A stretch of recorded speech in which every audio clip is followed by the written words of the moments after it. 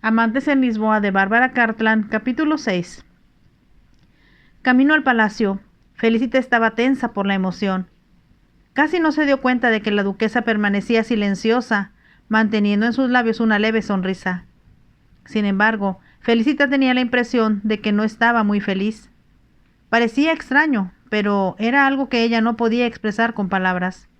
Se preguntaba si, después de todo, la duquesa estaría resentida con ella por haber pasado todo el día en el yate del marqués. Había esperado a la duquesa con aprensión. Llevaba puesto el vestido que la dama había elegido para que Felicita lo usara esa noche. Era de un azul pálido y adornado con campanitas de invierno. Estas parecían un poco fuera del lugar en aquel clima cálido. Sin embargo, ella sabía que la hacían parecer muy joven y a la vez inocente e inmaculada. Instintivamente pensó en los lirios. Se encontraba entre ellos cuando el marqués llegó aquella mañana. Por primera vez se preguntó si él se habría sorprendido porque se había dejado besar. Pero dejado no era la palabra exacta. Ella había estado dormida cuando los labios de él aprisionaron los suyos. Ella no podía haberse defendido. Era como estar parada ante una de las grandes olas que vienen del Atlántico para romperse contra las rocas. El amor había parecido derramarse sobre ella, como la marea, y se había intensificado a grado tal que la idea de verlo otra vez la dejaba casi sin aliento. Asimismo, no era consciente de que la duquesa interpretaba muy bien ese brillo que había en sus ojos. Una vez más, aquella mujer daba un paso hacia el pasado. Recordaba cómo se había sentido cuando se dirigía al palacio donde don Juan la estaba esperando. El marqués la había dominado, e Inés creía que el amor entre ambos era infinito como el mar. Felicita no sabía que el vestido que llevaba puesto era una réplica del que había usado la duquesa. Fue poco después que conociera al marqués y lo había comprado a escondidas de su madre. Había costado mucho más de lo que ellas podían gastar. El color de la tela había sido un fondo para lo oscuro de sus cabellos, la blancura de su piel y la felicidad de sus ojos. Las campanitas de invierno, las primeras flores de la primavera, simbolizaban el florecer de las emociones desconocidas y dulcísimas que la embriagaban. Jamás iba a olvidar aquella noche en particular, porque fue entonces cuando don Juan le había expresado: «Ya no soporto más el martirio de separarme de ti cada día. Mañana tienes que decirle a tu madre que vendrás a vivir al palacio». Ella lo miró turbada y él sugirió: «Inventa que hay una fiesta, inventa que la reina en persona vendrá para hacerte dama de compañía, pero por Dios ven, de lo contrario me voy a volver loco sin ti». No esperó la respuesta de Inés y la tomó en sus brazos. Entonces la besó apasionadamente hasta que ella estuvo de acuerdo con hacer cualquier cosa que él le pidiera. Resultaba imposible pensar en alguna otra cosa que no fuera en él y su amor. Y ella sabía que esto era lo que Felicita estaba sintiendo en aquel momento. Se preguntó si tendría la suficiente fuerza de voluntad como para resistirse si el marqués le ofrecía llevársela. Sin embargo, los principios religiosos eran un imperativo para Felicita. Las enseñanzas de las monjas, su ferviente creencia en Dios y en la Virgen María, eran parte integrante de su carácter y personalidad. La duquesa sabía que en ese aspecto Felicita era muy diferente a como ella había sido cuando don Juan la conoció. Sus padres habían sido católicos, aunque no muy devotos. Ella misma había sido demasiado consciente de su propia belleza como para adorar la belleza abstracta que llenaba los ojos de Felicita. Ahora infería que aquella chica había dejado de ser una niña para convertirse en una mujer. Si antes se había preocupado solamente por los goces del espíritu, al presente sentía en su plenitud las inquietantes emociones del primer amor. La duquesa trató de no pensar más en Felicita. Se concentró en su plan y comprobó que hasta el momento todo había salido tal y como ella lo planeara. Felicita estaba enamorada, pero también el marqués. Los años que habían pasado con el duque le enseñaron a saber cuándo un hombre era sincero y cuándo estaba fingiendo.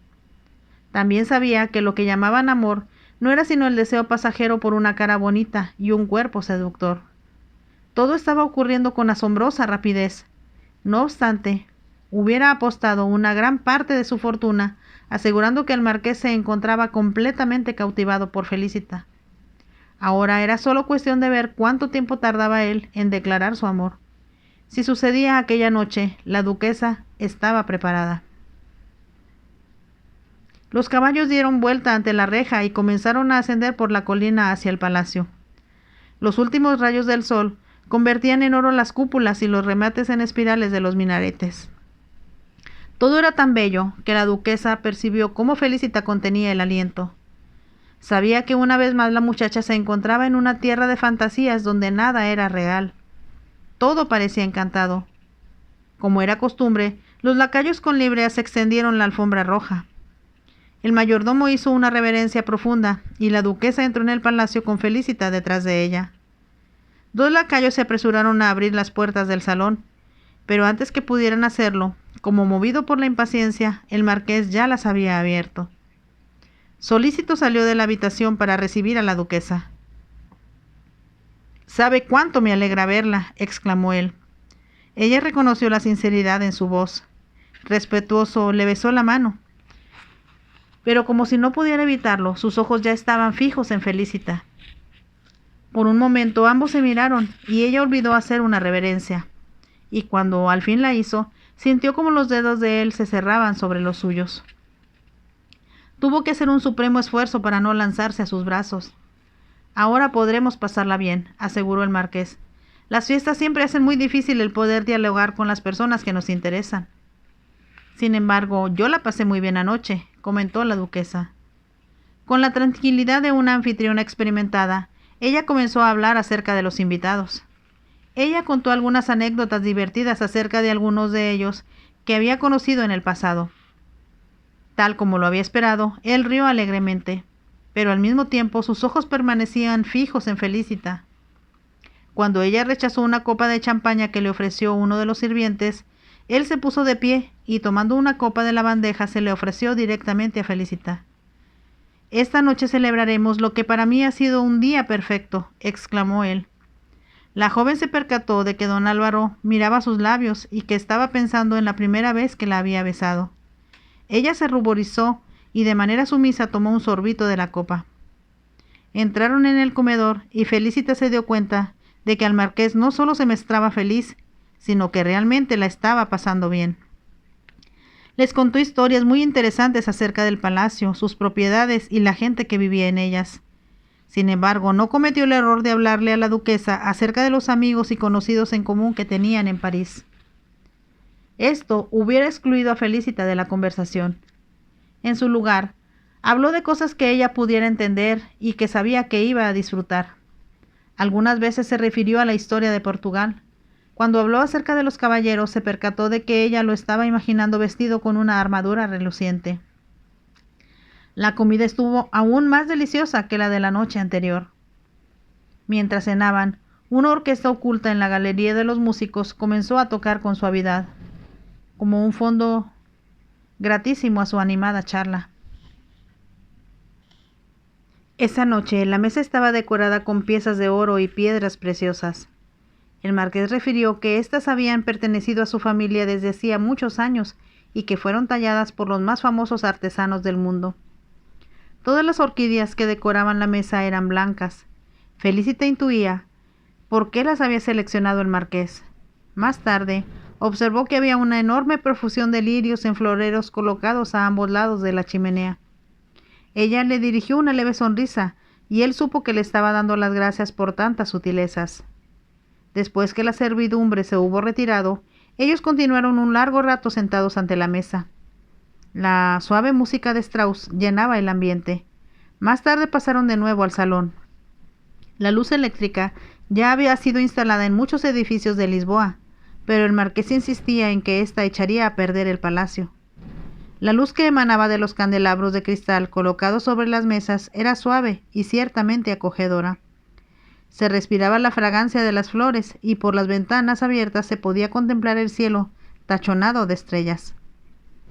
A Felicita le pareció que ningún otro escenario podía ser más perfecto para el amor que los unía. Durante la cena, ellos habían vibrado al unísono. Algunas veces, él se dispersaba, y ella sabía que era porque deseaba tomarla en sus brazos. Entonces una emoción la recorría todo el cuerpo porque eso era lo que Felicita deseaba también. De pronto se preguntó si tendrían alguna oportunidad de estar a solas. Instintivamente ella se acercó un poco más a la ventana. Sin embargo, ignoraba que la duquesa conocía exactamente lo que ella estaba sintiendo. Estaba recordando una noche cuando ella había regresado al salón con don Juan y éste le había dicho: «Se me había olvidado decirte, vida mía, que mañana tengo que partir». Inés había lanzado una exclamación de protesta. «¡Oh, no! ¿A dónde vas? ¿Y por qué?» «Tengo una cita en Madrid que no puedo evitar. El rey de España me ha pedido que discuta con él unos asuntos de política. Ya he declinado su invitación tantas veces que no me atrevo a hacerlo una vez más». «Pero yo me quedaría aquí muy sola», gritó Inés. «Solo por 2 o 3 días. Días que parecerán siglos. ¿Me extrañarás? Sabes que me sentiré miserable e infeliz sin ti». Ella había salido a la terraza. Sentía que el movimiento le aliviaría el dolor que don Juan le estaba causando. Aquella era una de las penas que debía sufrir por entregarse a él de una manera tan absoluta. Cuando él se alejaba, ella no hacía el menor intento por ponerse en contacto con su familia o con sus viejas amistades. No deseaba que le hicieran preguntas o tratar de entremeterse en lo que era su vida privada. Prefería estar sola en la enormidad del palacio, que parecía muy vacío sin su amante. Los jardines se convertían en una selva y para ella no había más que esperar hasta que él regresara. Entonces el marqués se le había acercado en la terraza. Ambos se habían inclinado sobre el barandal para contemplar las luces que brillaban debajo de ellos.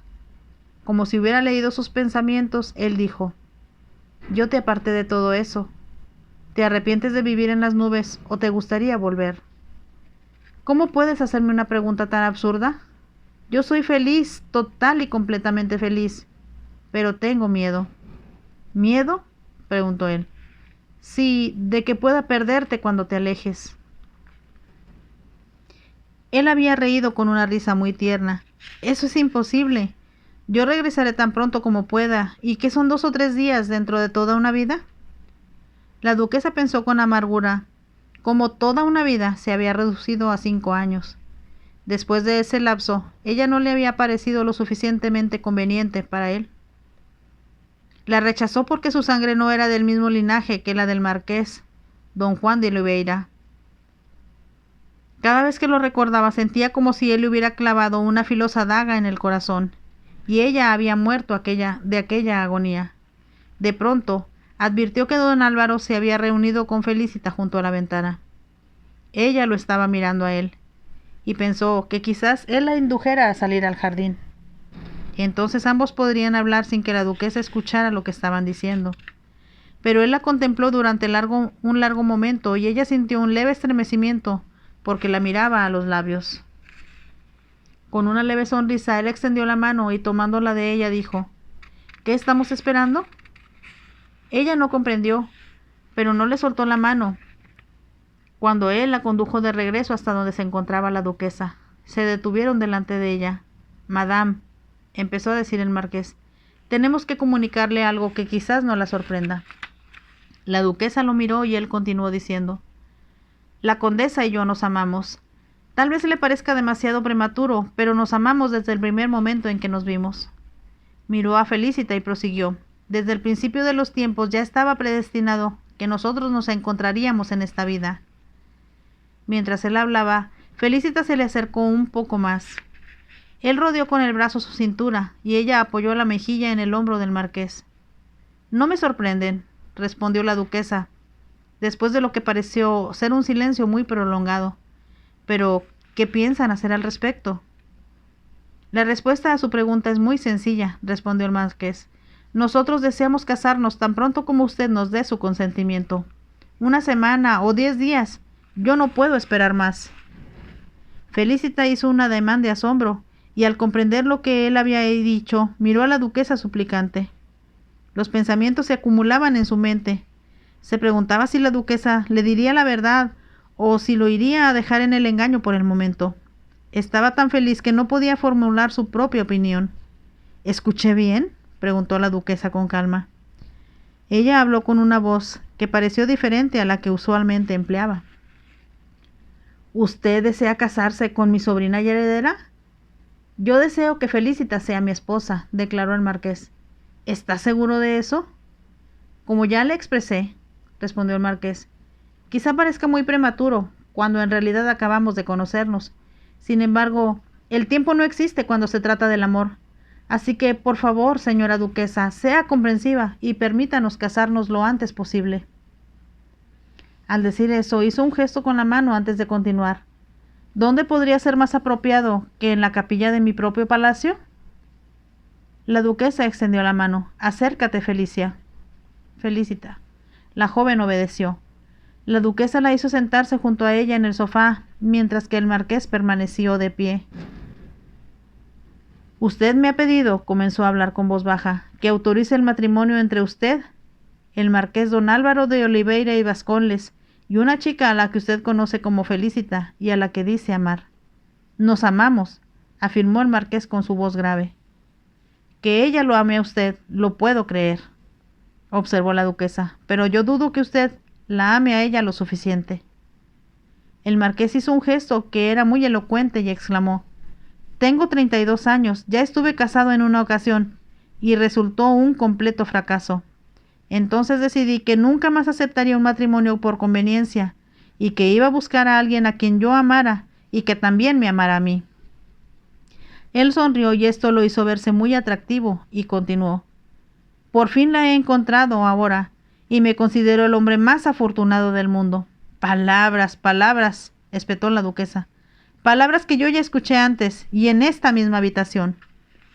El marqués la miró con desconcierto. Ella continuó: Yo estaba segura de que cuando usted conociera a Felicita se iba a sentir así. Lo mismo que sintió su padre por mí hace muchos años. Ahora el marqués estaba realmente sorprendido, pero guardó silencio. Yo tenía exactamente la edad de Felicita en aquel entonces, prosiguió la duquesa, cuando nos conocimos en la playa, y él me sacó de mi casa, me trajo al palacio y poco después me convertí en su amante. Su voz se volvió más aguda cuando él repitió: «¡Su amante!». Ahora el marqués la estaba mirando completamente sorprendido. La escuchaba con atención y se sentó en una silla frente a ella. Yo no sabía nada acerca de esto.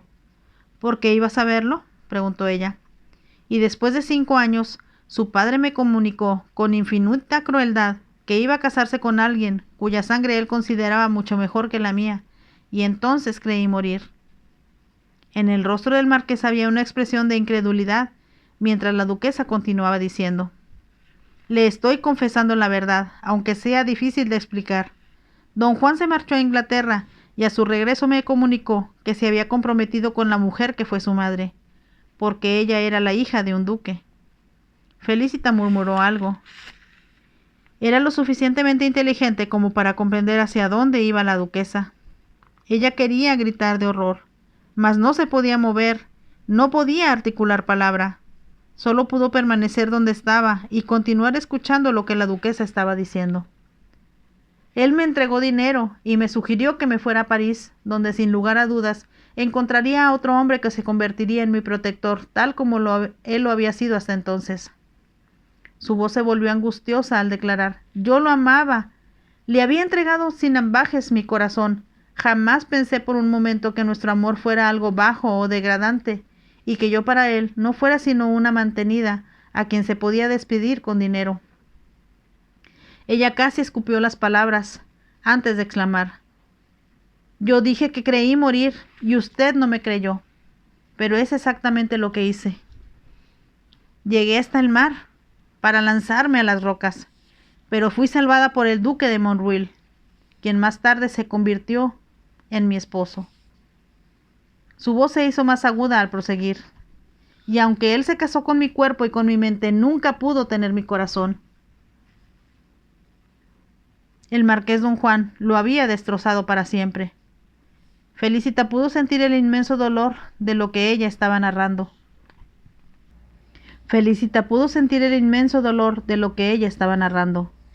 Le puso una mano sobre el brazo como para tratar de confortarla, pero la duquesa la apartó. Durante todos estos años, yo he seguido amando solamente a su padre, y aunque llevé una nueva vida en París, ese recuerdo siempre me persiguió. Jamás me he olvidado de él ni un solo minuto de mi existencia. Él siempre ha estado en mi dolor. Por un momento pareció como si las lágrimas fueran a humedecer sus ojos. Entonces, como si se obligara a sí misma a enfrentarse al marqués, exclamó: «Por eso planeaba vengarme de usted, el hijo de su padre». El marqués pretendió hablar, pero Inés continuó: «Regresé a Portugal para alejar de mi vida su fantasma, y cuando vi a Felicita comprendí que el destino me estaba dando una arma con la cual podría herirlo a usted, con la misma hazaña que se me hirió a mí». «No la comprendo», comenzó a decir el marqués. «Terminará por encerarse», lo interrumpió la duquesa, «cuando yo le diga que Felicita no es más que una miserable vendedora ambulante de Portugal, una chica que vino de la nada, muerta de hambre, y tratando de vender sus bordados en el vestíbulo del gran hotel». La duquesa rió y el sonido sarcástico pareció resonar por toda la habitación. «Una vendedora portuguesa. ¿Está usted seguro, mi querido marqués, que desea mezclar su sangre azul con la de la cual está tan orgulloso, con algo salido de las cloacas?» Felicita exclamó un grito de protesta.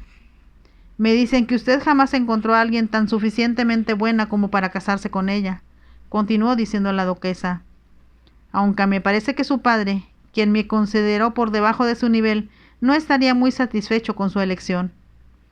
Parecía como si el marqués se hubiera convertido en piedra. La duquesa se incorporó e hizo que Felicita hiciera lo mismo. Había determinación en su actitud retadora. Apretó la mano de Felicita con tal fuerza que ella no pudo hacer otra cosa sino seguirla. Don Álvaro seguía sentado en el mismo lugar, pero aun cuando ella hubiera querido verlo, no lo habría logrado porque tenía los ojos llenos de lágrimas. Los lacayos del vestíbulo las estaban esperando con sus abrigos. El carruaje estaba frente a la puerta y se puso en marcha en el momento en que ambas subieron. Ahora las lágrimas corrían por las mejillas de Felicita y ella no hizo ningún intento por detenerlas. Las dos mujeres permanecieron en silencio. Cuando llegaron al camino que bordeaba la costa, Felicita preguntó: «¿Cómo pudo usted decirle todo eso de manera tan cruel?» «Solo dije la verdad», contestó la duquesa. «Y ahora tú puedes olvidarlo a él, como yo pienso olvidar a su padre».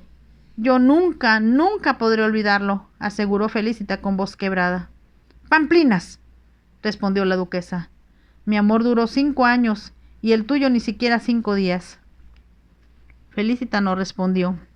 Ocultó el rostro entre las manos. Estaba tratando de contenerse para no llorar desesperadamente. Cuando la duquesa había hablado, ella pensó que sonaba muy sórdido y desagradable. El marqués iba a suponer que ella se había confabulado con la duquesa para engañarlo. Jamás la perdonaría. ¿Cómo iba yo a saber? ¿Cómo iba yo a adivinar? ¿Que por eso tenía yo que aparentar ser la sobrina y heredera de la duquesa?, se preguntó desesperada. No pudo evitar un sollozo que fue escuchado por la duquesa. «Domínate», le ordenó ella, «y cuanto más pronto lo hagas mejor, ya que nunca más volverás a ver a este hombre». «Él no intentará verme más», murmuró Felicita agobiada. «Por supuesto que no. Se sentirá humillado por no haber reconocido en ti lo que realmente eres. Procurará olvidar todo el episodio lo más pronto posible». La duquesa hizo un gesto con los labios y exclamó: «Y sin lugar a dudas habrá muchas mujeres, como la condesa, dispuestas a todo para hacerlo olvidar». Cada una de sus palabras fue como una herida que sangraba. Felicita no protestó. Lo único que pudo hacer fue llorar desconsoladamente. Prosiguieron en silencio hasta que la duquesa dijo: «Ya hemos llegado y dejaremos cuanto antes Portugal y todas sus miserias». De pronto Felicita se dio cuenta de que habían entrado en el camino más rápido de lo que regularmente les tomaba llegar a su casa. Apartó las manos de su rostro. Para su sorpresa, descubrió que se encontraban afuera de la estación de ferrocarriles de Lisboa. La puerta del carruaje se abrió antes que Felicita pudiera hacerle una pregunta. La duquesa se bajó. Un hombre, a quien la joven nunca había visto antes, las acompañó hasta el andén.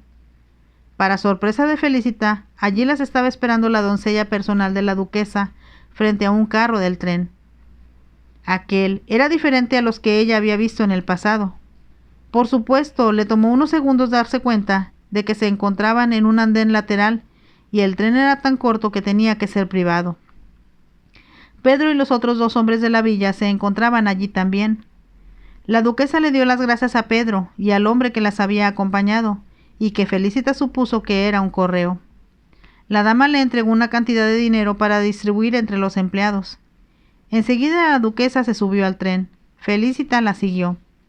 Estaba tan sorprendida que casi no podía comprender lo que estaba sucediendo. Sin embargo, era consciente de que la duquesa debió de haber dejado todo preparado antes de salir aquella tarde. Supuso que el equipaje de ellas ya debería estar a bordo. Ahora, tal como la duquesa le dijera, estaban dejando atrás a Portugal y al marqués para siempre. No puedo hacerlo, tengo que permanecer aquí, pensó Felicita con desesperación. Enseguida recordó que ella no tenía dinero ni más ropa que la puesta. Tampoco tenía a quién acudir. Permaneció indecisa en el pequeño privado del tren. «Siéntate», le ordenó la duquesa, y en aquel momento el tren se puso en marcha.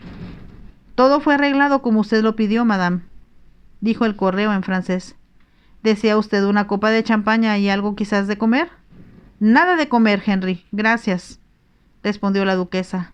«Pero una copa de champaña sería muy agradable, y también otra para la señorita». Henry salió del salón. Unos minutos después, un camarero con chaqueta blanca le trajo la champaña. Él le ofreció una copa a Felicita. Sin embargo, ella no tenía deseos de beber, sino de entender lo que estaba sucediendo. Cuando la duquesa terminó su copa y estuvieron a solas, dijo: «Sin duda estás preocupada ante un futuro incierto». «Tengo miedo», admitió Felicita. «Bueno, tomando en cuenta que tú hiciste exactamente lo que te pedí, te debo algo», declaró la duquesa con voz de hielo. «Usted ha sido muy amable conmigo, madame, pero yo lo amo». Los labios de la duquesa hicieron una mueca de burla. «Como yo amé a su padre inútilmente.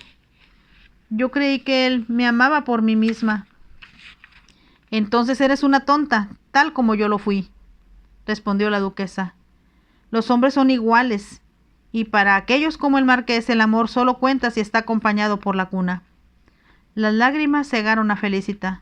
Con voz patética exclamó: «¿Quiere decir que él solo se interesó en mí porque suponía que yo era su sobrina y heredera? Él ciertamente no se hubiera fijado en ti si hubiera conocido tu identidad». Felicita cerró los ojos.